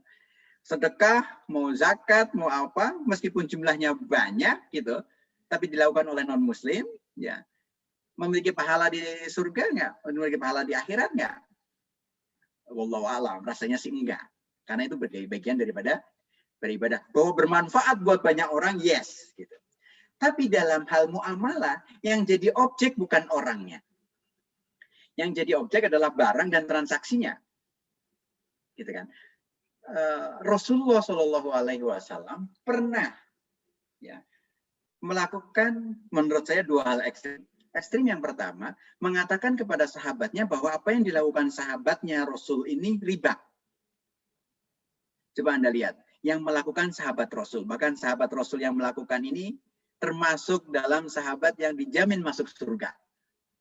Apa yang dia lakukan diklaim oleh Rasulullah sebagai perbuatan riba, yaitu ketika sahabat menyuguhi kurma kepada Rasulullah dengan kurma yang bagus, ditanya sama Rasulullah, kamu dapat kurma ini dari mana? Ternyata sahabat ini mengatakan bahwa kurma ini didapat dengan menukarkan 2 keranjang kurma yang kurang bagus di negara itu, di wilayah tersebut, dengan kurma yang bagus dari wilayah lain. Kemudian Rasulullah melarang. Artinya melakukan transaksi ini, yang transaksi yang dilarang. Caranya adalah harus jual dulu ke pasar, baru dari harganya kamu dapatkan 1 keranjang atau berapapun keranjang dari kurma yang bagus ini. Artinya harus pakai mekanisme pasar. Maka Islam dikenal dengan ekonomi Islam itu ekonomi yang pro atau yang menganut mekanisme pasar. Ya, ini sahabat. Orang baik dijamin masuk surga, orang yang sangat soleh, ibadahnya kenceng, tapi perbuatannya dinyatakan oleh Rasulullah perbuatan yang tidak ini sesuai dengan syariah, tidak sesuai dengan Islam. Lalu tindakan yang kedua adalah Rasulullah melakukan transaksi jual beli, bahkan pinjam meminjam dengan orang Yahudi, orang non Muslim. Benar nggak? Bahkan menurut riwayat Rasulullah pada saat wafatnya, Rasulullah masih memiliki utang kepada orang Yahudi, di mana utang tersebut dijamin dengan baju besinya Rasulullah. Jadi Rasulullah menggadaikan baju besinya untuk dapat pinjaman, dan pinjaman itu untuk makan oleh Rasulullah dan keluarganya. Artinya apa? Rasulullah melakukan transaksi juga, transaksinya muamalah dengan non-Muslim, yaitu pinjam meminjam.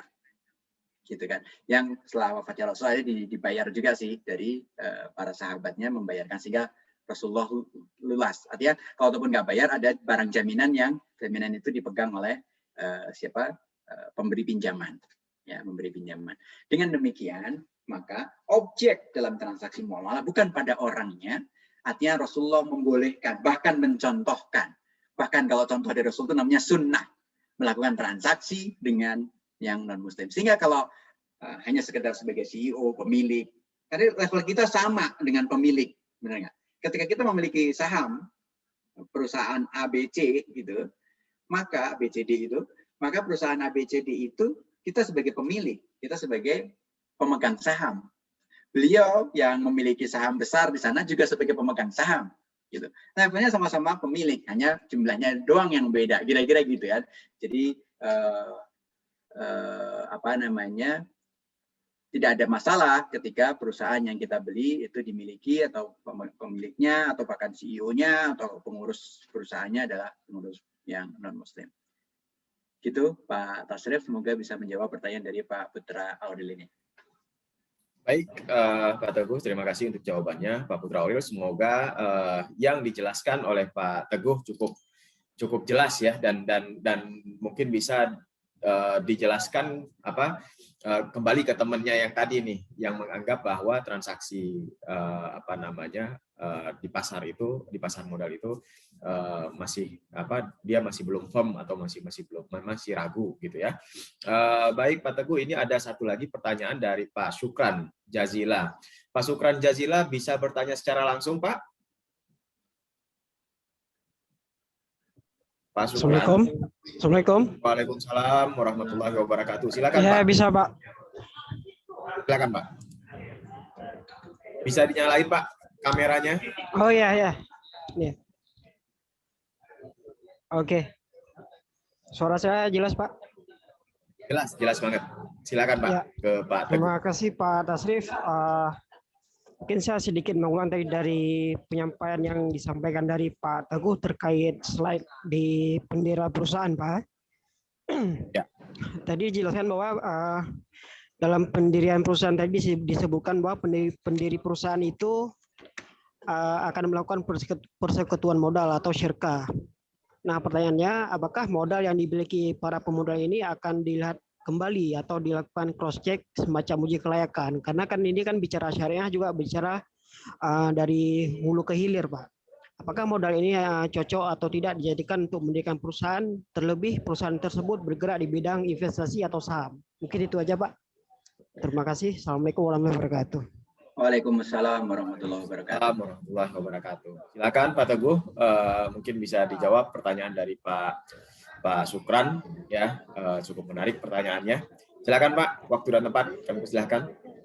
Syukron jazilan buat Pak Syukron jazilan. Jadi Syukron jazilan itu terima kasih juga. Bagus Pak pertanyaannya Pak. Jadi begini Pak, pada saat pendirian perusahaan belum melakukan kegiatan. Pada saat pendirian, namanya juga baru didirikan. Gitu. Pada saat itu para pendiri menyetorkan modal. Ya, modal pada umumnya modal itu berupa uang. Tapi mungkinkah modal itu berupa barang? Mungkin. Ya, dibolehkan secara syariah, tapi harus bisa ditakwim, harus bisa dinilai. Karena yang boleh dijadikan modal itu harus malul mutakawam, adalah barang yang memiliki nilai. Ketika barang yang disetorkan sebagai modal, uang ataupun barang yang tidak memiliki nilai, maka tidak sah sebagai modal. Nah, umumnya perusahaan didirikan dengan modal berupa uang rupiah, gitu ya. Jadi modal berupa rupiah inilah yang dijadikan modal dari perusahaan pada saat masa pendiriannya, Pak.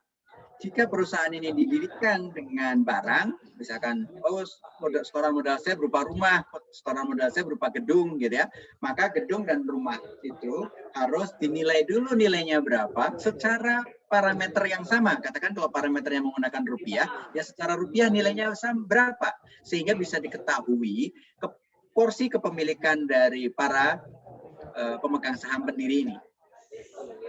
Harus Pak, harus dilakukan takwimul urd, penilaian terhadap barang secara modal. Salah satu hukum syirkah itu tidak boleh setoran modal berupa utang atau piutang, terutama piutang ya, berupa piutang. Jadi saya nih sebagai pendiri saya punya piutang ke Pak Tasrif misalkan gitu. Nah piutang saya, Pak Tasrif harus bayar ke saya kan. Piutang saya ini jadiin modal. Pada saat itu ketika belum dibayar kan belum ada barangnya nih, belum ada uangnya nih, benar nggak? Belum bisa dimanfaatkan oleh si perusahaan, maka yang kayak begini tidak boleh dianggap sebagai modal. Ya. Nah, kecuali kalau modal itu akan dibayarkan oleh Pak Tasrif, Pak Tasrif langsung aja bayarin ke perusahaan situ sebagai setoran modal saya. Nah, kali gitu berarti setorannya sebenarnya setoran adalah uang tunai. Itu Pak Sukron. Jadi kalau perusahaannya habis itu dipakai buat investasi, gitu kan? Jadi yang terjadi pendirian perusahaan dulu, kumpul dulu uangnya, baru uangnya dipakai buat investasi. Nah, kita baru lihat kegiatan usaha investasinya tuh apa. Kalau investasinya sesuai dengan prinsip syariah, ya boleh. Kalau investasinya tidak sesuai dengan prinsip syariah, ya menjadi nggak boleh. Tapi kalau tadi bicara dari hulu dan hilir, hulunya itu dari si setoran modal dari para pendiri perusahaan. Gitu. Oke, makasih Pak Ketua. Syukran. Pak Tasrif masih mute. Ya, baik Pak Sukran, mudah-mudahan menjawab ya yang menjadi pertanyaannya tadi, mudah-mudahan menjawab dan sudah dijawab baik oleh Pak Teguh. Baik Bapak Ibu sekalian, ada lagi pertanyaan, mungkin satu pertanyaan lagi, mungkin Pak Muslim ada ingin ditanyakan? Atau dari Pak Farmawi mungkin ada yang mau ditanyakan Pak?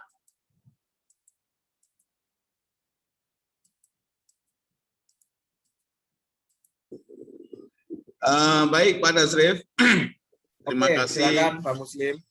Ini Pak, kalau bicara pasar modal ini kan sering pertanyaan orang ini kan tentang real tidak realnya saham ini Pak.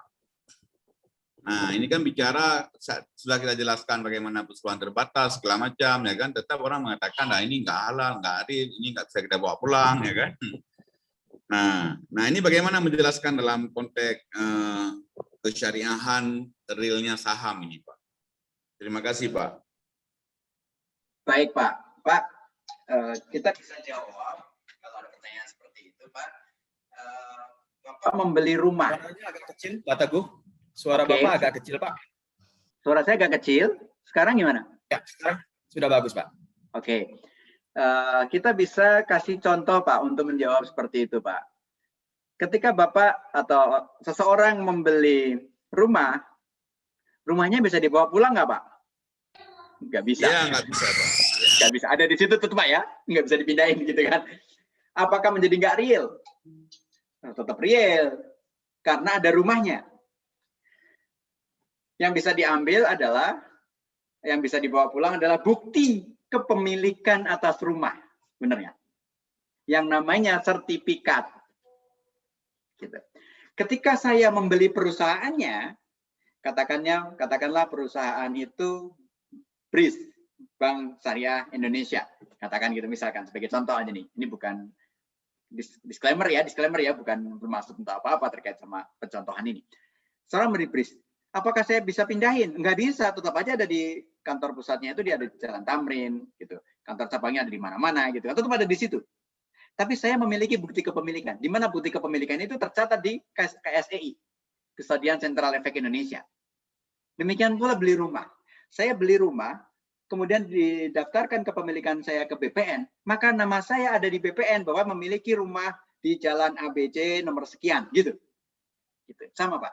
Ketika saya jual rumah ini, maka sertifikatnya juga diganti nama menjadi namanya Pak siapa? Sukron misalkan gitu. Nah, menjadi rumah ini menjadi miliknya Pak Sukron. Rumahnya itu pada di situ. Saham, perusahaannya itu pada di situ, Pak.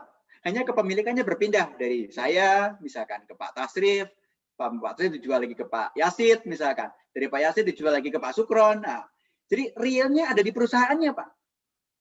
Bahwa saham itu adalah bukti kepemilikan atas perusahaan tersebut. Sebagaimana sertifikat tanah merupakan bukti kepemilikan atas tanah tersebut. BPKB merupakan bukti kepemilikan atas mobil. Ketika saya beli mobil, terimanya BPKB bukan berarti saya jual beli BPKB loh ya. Ketika saya beli rumah, kemudian saya terimanya adalah sertifikat, bukan berarti saya jual beli sertifikat loh ya. Ya. Meskipun kadang-kadang diistilahkan dengan istilah yang lain. Tapi hakikatnya saya beli rumah, saya beli mobil, saya beli perusahaan. Meskipun sering diistilahkan dengan saya beli saham. Tapi saham itu bukti kepemilikan atas perusahaan. Sebetulnya pada hakikatnya adalah ketika saya membeli perusahaan, maka ketika saya membeli saham itu artinya saya membeli perusahaan. Buktinya ketika saya memiliki perusahaan tersebut dan kemudian ada undangan RUPS, rapat umum pemegang saham, artinya pemilik perusahaan, maka saya juga akan diundang untuk menghadiri rapat umum pemegang saham tersebut, di mana pemegang saham adalah pemilik daripada perusahaan. Gitu, Pak.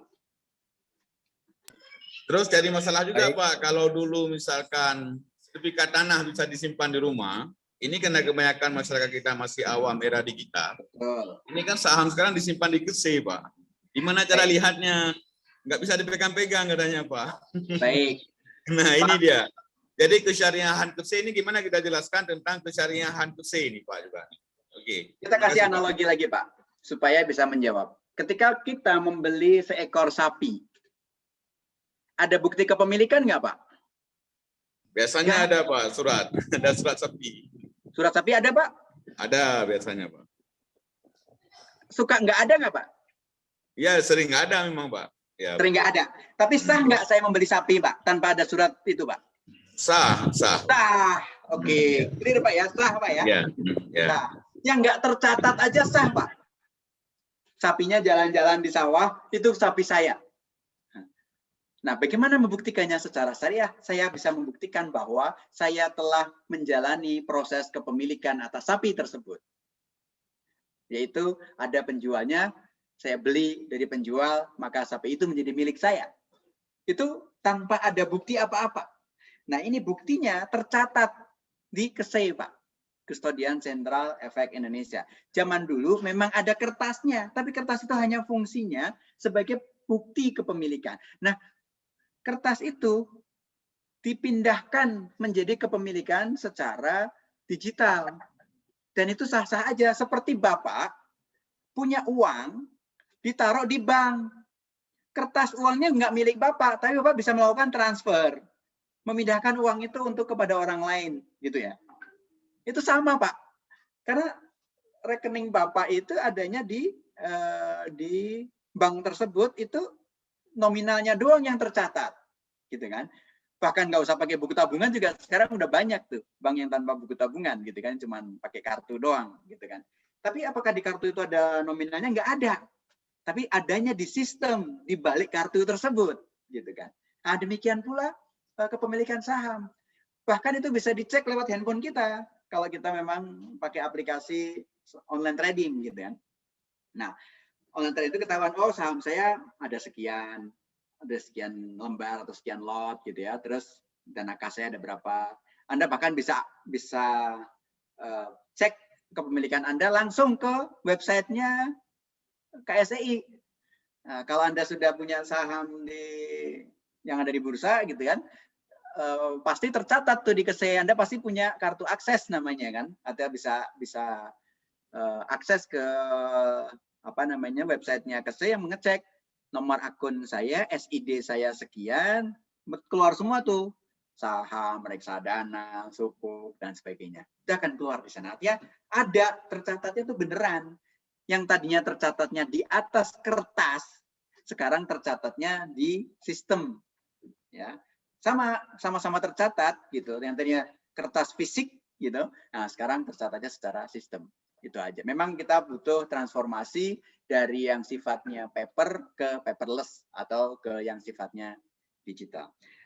Dan tadi menarik juga yang disampaikan oleh Pak Tasrif, pasar modal Indonesia, pasar modal syariah Indonesia ini menjadi percontohan dari pasar modal dunia karena memang pelaku industri pasar modal Indonesia ini kreatif, termasuk Bursa Efek Indonesia. Bursa Efek Indonesia ini cukup kreatif, akhirnya terciptalah yang namanya SOTS yang pertama di Indonesia, bahkan sampai saat ini pertama di dunia, bahkan sampai saat ini saya rasa belum ada tuh negara lain yang memiliki sistem online trading syariah. Itu berawal dari adanya fatwa nomor 80 bagaimana melakukan transaksi perdagangan di Bursa Efek Indonesia, kemudian diterjemahkan fatwa itu ke dalam aplikasi. Nah, aplikasi itu disebut namanya dengan atau diistilahkan dengan sistem online trading syariah atau syariah online trading system. Saya ingat banget tuh waktu itu masih direksinya Ibu Kiki ya, kalau nggak salah Pak Tasrif ya, dengan nama itu. Ya. Nah, sampai sekarang tuh bergerak tuh, berkembang, maksud saya berkembang dengan cukup signifikan dan itu sangat memudahkan. Sehingga saya sebagai seorang investor, Anda sekalian sebagai seorang investor nggak perlu repot-repot lagi ngecek ini masuk atau keluar dari daftar efek syariah ya. Terus saya melakukannya, jangan-jangan saya tidak sengaja melakukan short selling, tidak sengaja melakukan margin trading, itu nggak bisa, otomatis nggak bisa dengan sistem SOTS itu karena dibatasi. Hanya boleh melakukan transaksi atas saham yang boleh, yang halal, juga atas trading atau atas transaksi yang dibolehkan saja yang boleh saya lakukan di dalam SOTS itu. Sehingga udah pasti terlindung dari short selling, udah pasti terlindung dari margin trading, dan udah pasti terlindung dari membeli atas barang saham yang tidak sesuai dengan prinsip syariah. Itu saya rasa yang bisa kita sampaikan pada siang hari ini. Silakan Pak Tasrif. Baik, Pak Teguh, terima kasih cukup gamblang penjelasannya. Dan Pak Muslim mudah-mudahan bisa terjawab ya Pak yang menjadi pertanyaannya tadi ya. Iya, mantap Pak. Sudah bisa terjawab mudah-mudahan dan bisa kita menjelaskan lagi untuk keluar ke depannya. Nah, kita sudah sampai di ujung waktu ya, di ujung waktu untuk pertemuan kita hari ini bersama Pak Teguh. Ya, sangat menarik Pak Teguh. Mungkin nanti next kita akan kontak lagi, mungkin kantor perwakilan Aceh, mungkin karena kita juga berkaitan dengan penerapan kanun ya atau perda daerah ya terkait dengan pasar modal syariah, terkait dengan pasar modal terkait dengan keuangan syariah. Tentunya mungkin porsi untuk edukasi pasar modal syariah akan lebih banyak nanti di Aceh Pak. Mungkin kami mohon bantuan juga dari Pak Teguh dan teman-teman dari DSN MUI nanti ke depannya. Nah, mungkin untuk pertemuan kali ini tadi ada beberapa penjelasan-penjelasan yang cukup menarik ya, yang ini tadi ada salah satu dari Pak Muslim menanyakan apa pertemuan ini ini rekamannya di-share ke YouTube nggak nih nanti ini. Maksudnya tujuannya mungkin supaya untuk bisa lebih luas ya orang yang bisa melihatnya. Mungkin nanti teman-teman dari API atau panitia nanti bisa mungkin mempertimbangkannya ya. Baik Pak Teguh, Bapak Ibu sekalian ya, dari diskusi kita yang panjang tadi tentunya ya sedikit saya ambil rangkuman ya, saya mengambil rangkuman. Tentunya kita semua tidak perlu untuk meragukan lagi kesyariahan pasar modal syariah ya. Di sana sudah dijelaskan secara gamblang seperti apa ya, mulai dari pembentukan perusahaannya ya, pendanaan perusahaan sampai saham-saham tersebut diperdagangkan di bursa yang disebut tadi common stock ya, common stock atau saham biasa ya yang dapat diperdagangkan di bursa.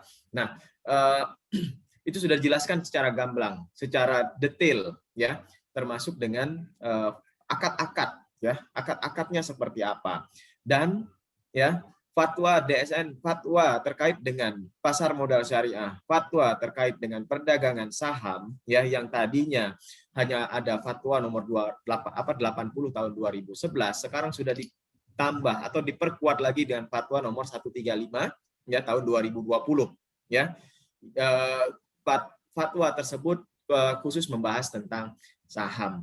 Nah, Bapak Ibu sekalian, tentunya ya kita harus berbangga dengan perkembangan pasar modal syariah ya di Indonesia yang saat ini cukup menggeliat ya, pertumbuhannya cukup membanggakan untuk kita semua ya. Tentunya sudah waktunya juga kita yang kita semua di sini, kita yang berada di Aceh atau yang di luar Aceh untuk menjadi pelaku di pasar modal syariah ya, memiliki rekening saham syariah ya. Prosesnya juga sekarang sudah jauh lebih simpel daripada awal-awal saham syariah awalnya dulu. Nah, baik Pak Teguh, terima kasih sekali untuk waktunya Pak. Terima kasih sekali untuk sharing, untuk ilmunya yang sangat-sangat bermanfaat untuk kami ya, untuk semua peserta, dan tentunya semoga ini juga bisa menjadi amal jariah untuk Bapak. Amin. Ya. Di akhir kata, saya sebagai moderator mohon undur diri. Untuk kegiatan kami kembalikan kepada MC. Kepada Bu Merni kami persilahkan. Assalamualaikum warahmatullahi wabarakatuh. Waalaikumsalam warahmatullahi wabarakatuh. Warahmatullahi wabarakatuh. Alhamdulillah, dengan berakhirnya kesimpulan dari Pak Tasrif, maka berakhir juga acara literasi keuangan Aceh. Terima kasih sekali lagi kepada Pak Teguh atas sharingnya, juga Pak Tasrif yang sudah memandu acara ini ya dari pagi tadi jam 10:15 sampai jam 12 ini. Juga kepada seluruh peserta yang sudah setia terus mengikuti acara ini. Semoga acara ini bermanfaat buat kita semua. Wassalamualaikum warahmatullahi wabarakatuh. Waalaikumsalam warahmatullahi wabarakatuh. Terima kasih semuanya. Pamit ya, terima kasih semuanya. Pak John, terima kasih Bu Kiki, terima kasih. Terima kasih Pak Semuanya John. Pak Teguh. Ya, sampai ketemu lagi. Mudah-mudahan nanti kita bisa ketemu secara offline di Aceh ya Pak. Ibu. Amin, amin. Makasih ya. Assalamualaikum warahmatullahi wabarakatuh. Salam.